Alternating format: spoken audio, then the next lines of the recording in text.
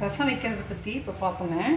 ரசத்துக்கு தேவையான பொருட்கள்: சீரகம், மிளகு, பூண்டு, பச்சை மிளகாய் நான் 3 எடுத்திருக்கேன். உங்களுக்கு பச்சை மிளகாய் வேண்டாம்னா வரமிளகாய் எடுத்துக்கோங்க. 4 தக்காளி, இது புளி ஊற வச்சுருக்கேன். கொத்தமல்லி இலைகள் கடைசியாக போட்டு இறக்குறதுக்காக. இதை சீரக மிளகு நுணுக்கிக்குவோம், பூண்டு இடித்து எடுத்துக்குவோம், தக்காளி கட் பண்ணி போட்டு புளியோடு சேர்த்து தக்காளி, புளி, பச்சை மிளகாய் 3ம் போட்டு நல்லா கரைக்கணுங்க. அப்போ தான் டேஸ்ட்டு நல்லாயிருக்கும். எப்படி தாளிக்கிறோம், எப்படி ரசம் ஃபைனல் பண்ணுறோங்கிறத காட்டுறோங்க. சீரக மிளகு நுணுக்கி எடுத்துக்கலாங்க.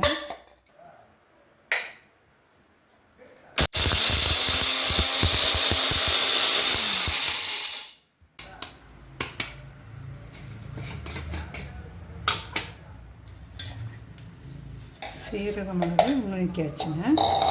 அதிலே போட்டு பூண்டும் கொஞ்சம் நச்சு எடுத்துக்குவோம்.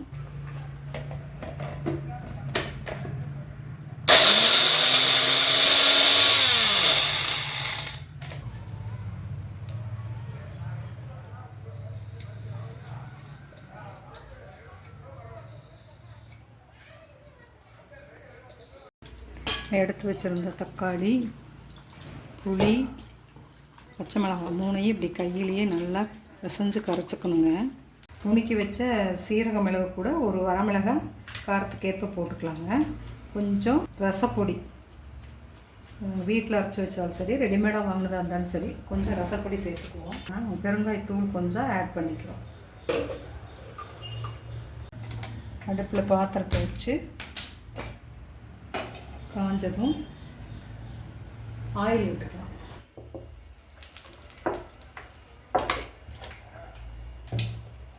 ஆயில் காஞ்சதும் கடுகு போட்டுக்கலாம்.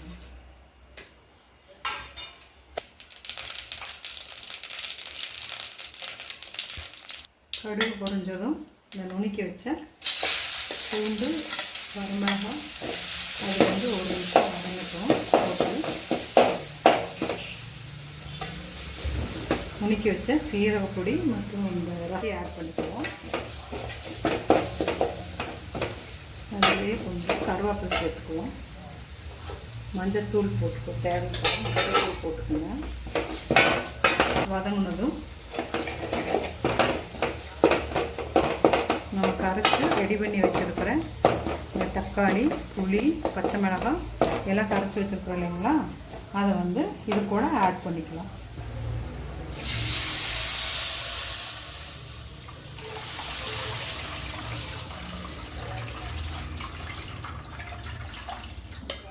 எடுத்துக்கலாம்.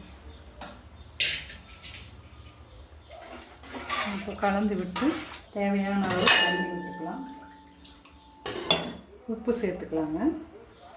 நான் இன்றைக்கி கல்லுப்பு தான் சேர்க்குறேன். உப்பு போட்டுக்குவோம்.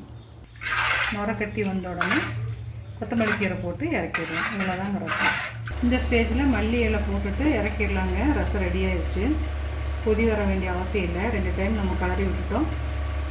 அந்த பச்சை வாசம் போச்சுன்னாவே போதும். இப்போ நம்ம மல்லி இலை ஆட் பண்ணி இறக்கிடலாம்.